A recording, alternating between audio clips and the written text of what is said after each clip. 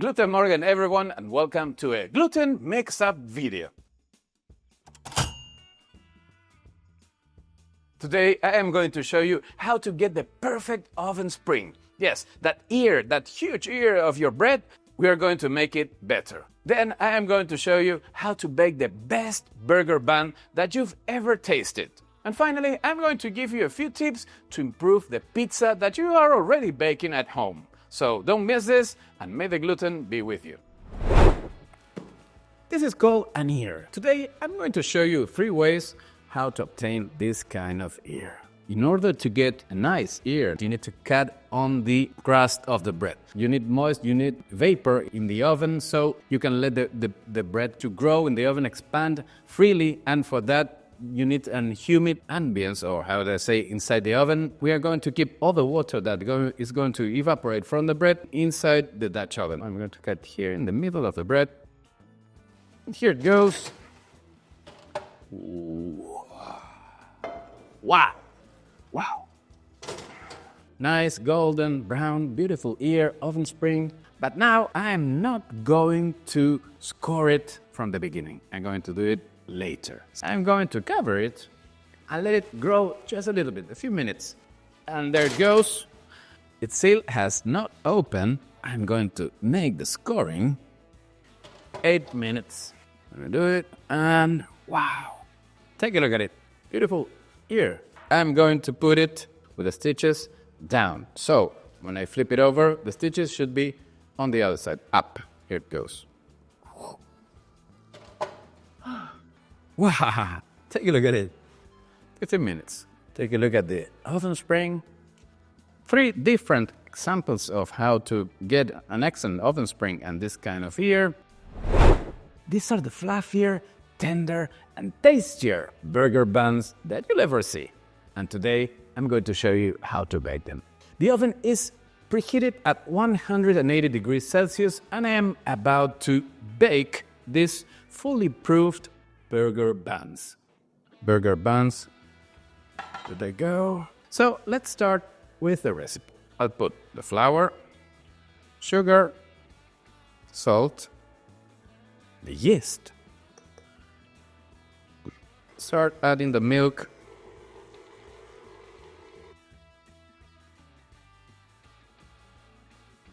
Let me do the final stretching. 65, and I'm going to make 9 rolls. You can do it with your hand, straight with your hand, giving some tension like this. The secret is to give it tension on the top of the bun. And now I'm going to put them here on a tray with a parchment paper.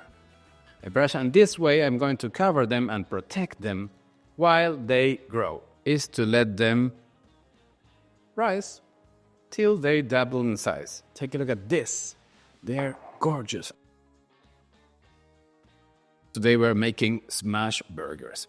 This is beef, 70% lean and 30% fat. Red bell peppers.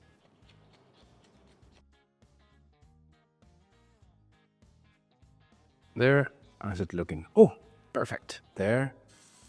Ooh. Second bowl here. Good.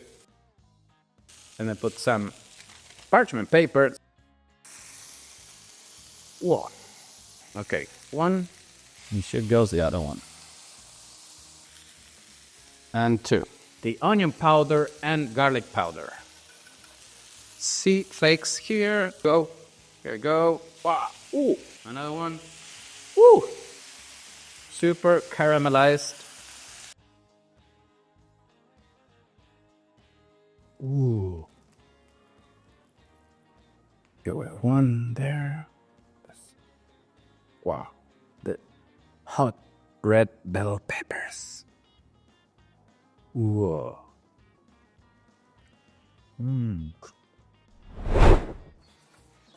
Wow, when you have this oven, it is really easy to bake this pizza. But today, I am going to show you how to bake the same pizza in a home oven. So, let's try this first pizza, the pan pizza.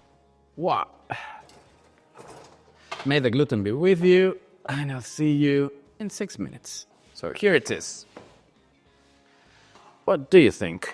we're going to use this oven tray, but upside down, yes. And we're going to use it like if it were a pizza stone. And here is the oven tray, also preheated. And I'm going to use it as a regular stone. Still not yet the same, but we're getting a little bit closer. I think now we have a better cornicione. Pizza stone. I changed the pizza stone for this baking steel, and it hits much higher than the stone. So here we go. So we're closer. I'm going to use the broiler. I set the temperature at maximum temperature. Now I'm going to move the baking steel to the top. We'll be using just this small portion of the oven to bake the last pizza. Okay, time to put it on the peel up there, down the broiler. What do you think about this pizza? I think we are much closer.